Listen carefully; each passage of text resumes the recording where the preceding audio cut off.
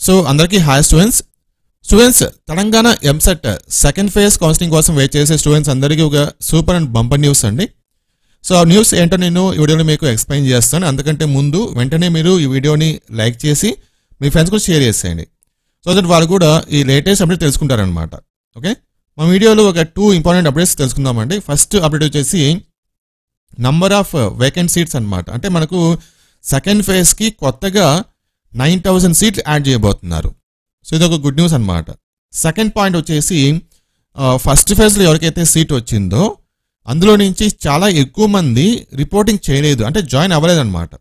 అవన్నీ కూడా మనకు వేకెంట్ సీట్స్ కింద సెకండ్ ఫేజ్కి యాడ్ చేస్తారు. మన వీడియోలో ఈ ఇంపార్టెంట్ డీటెయిల్స్ తెలుసుకుందాం.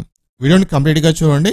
సో మన ఛానల్లో తెలంగాణ ఎంసెట్ కౌన్సిలింగ్ గురించి ఎప్పటికప్పుడు లేటెస్ట్ అప్డేట్స్ అయితే వస్తుంటాయి. కాబట్టి మీరు మన ఛానల్ ఫస్ట్ టైం చూస్తుంటే తప్పకుండా మన ఛానల్ని సబ్స్క్రైబ్ చేసుకోండి. ఓకేనా, చూడండి. సో యాక్చువల్గా Telangana EAMCET second phase counselling వచ్చేసి మనకు ఈరోజు నుంచి స్టార్ట్ అనమాట. ఇక చూడండి, pay processing fee, verify payment status, start booking. ఓకేనా, సో ఈరోజు నుంచి మనకు సెకండ్ ఫేజ్ కౌన్సిలింగ్ అయితే స్టార్ట్ అవుతుంది.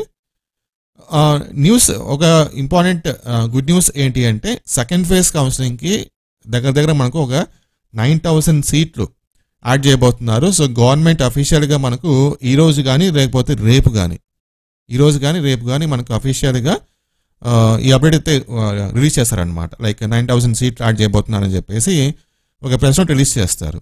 అందులో ఈ 9,000 సీట్లలో మ్యాక్సిమం సీట్లు వచ్చేసి సిఎస్ రిలేటెడ్ బ్రాంచెస్ అనమాట. మ్యాక్సిమం సీట్లు సిఎస్ రిలేటెడ్గా ఉన్న బ్రాంచెస్లోనే ఉంటాయి, కోర్ బ్రాంచెస్ కాకుండా. ఓకేనా, తర్వాత ఈ ఫస్ట్ ఫేజ్లో ఎవరికైతే సీట్లు వచ్చాయో దగ్గర మనకు ఫస్ట్ ఫేజ్లో 75,200 మెంబర్స్కి సీట్ అనేది అలాట్మెంట్ చేస్తే కనుక అందులో నుంచి కేవలం 55,000 మెంబర్స్ మాత్రమే ఫీజు కట్టేసి జాయిన్ అయ్యారు. రిమైనింగ్ 20,000 మెంబర్స్ వాళ్ళ సీట్స్ అయితే వదులుకున్నారనమాట. సో వాళ్ళు జాయిన్ అవ్వలేదు. సో అవన్నీ కూడా మనకు వేకెంట్ సీట్స్ కింద మారిపోతాయి సెకండ్ ఫేజ్కి. సో ఈ రకంగా చూస్తే అంటే కొత్తగా మనకు 9,000 సీట్లు యాడ్ చేయబోతున్నారు.